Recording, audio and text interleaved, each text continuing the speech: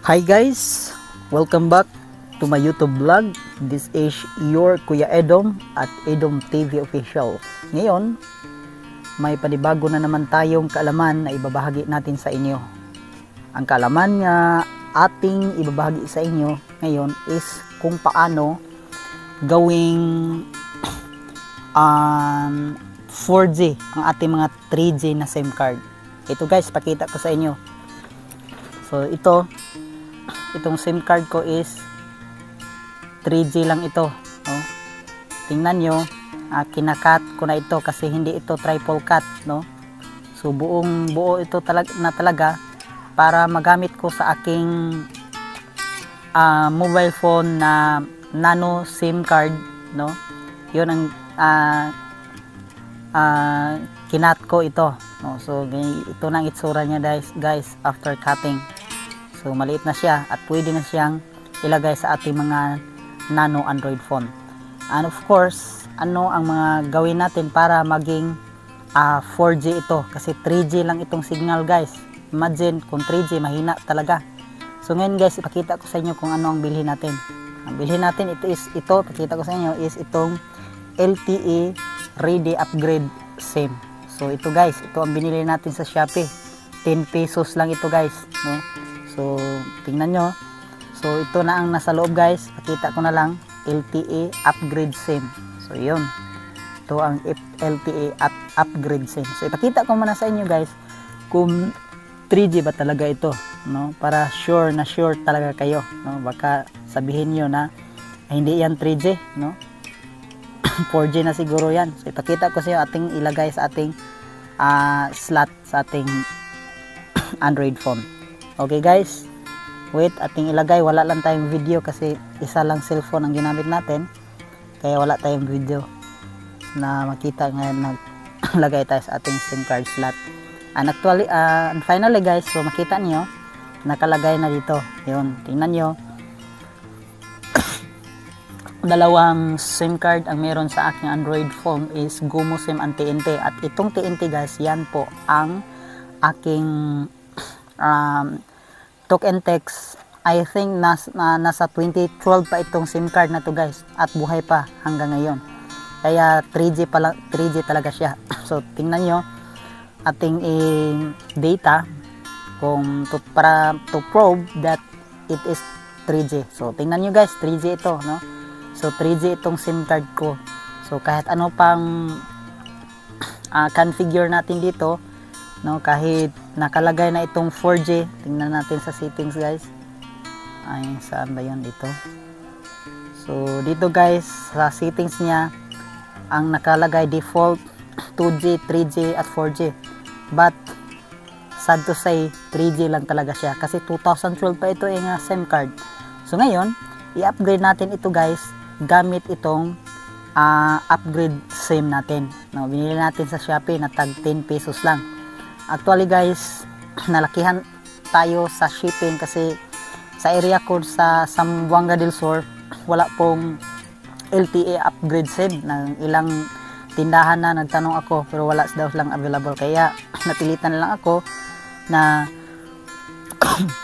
bumili sa Shopee guys para mayroon tayong pang-upgrade sa ating SIM card. So unang gawin natin guys, so tanggalin muna natin itong SIM card natin. So ating itong airplane mode and tsaka tanggalin natin. So back natin guys. Okay, isa na lang ang SIM card na kalagay at wala nang ato na natanggal ito guys, itong TNT SIM card ko na 2012 ba. And then ngayon atin natin ilagay itong LTE SIM card. So ilagay lang natin guys, no? Kunin natin at ilagay natin dito sa ating slot, no? So ilagay natin sa ating SIM card slot. Okay, wait lang. So okay guys, nalagay na natin ang SIM card na ito at no service pa. And wait tayo. After malagay natin guys, kasi sa instruction dito guys is mag-text ng SIM check, no? Tingnan nyo. Ipakita ko sa inyo. Kasi ang instruction dito guys, mag-text muna ng SIM checks, ano yan, SIM check, no, 25832 to. SIM check na ko, pero nakalagay doon na 3G talaga ang SIM card ko, at mayroong instruction nito. Actually guys, upon inserting the SIM card to your mobile phone, no, automatic po makatanggap kayo ng text messages. So ano kaya ang matanggap natin? So dito guys, so may natanggap tayo na messages galing kay 3723. So galing kay Smart. Sa basahin natin instruction, sabi dito, to proceed with SIM card upgrade, reply to this message with your mobile number. So sabi po dito, mag-text tayo sa ating mobile number, no, dito. So ito guys, mobile number ko is 09 ito 0907-691-1394. Huwag naman kayo mag-text me dyan na.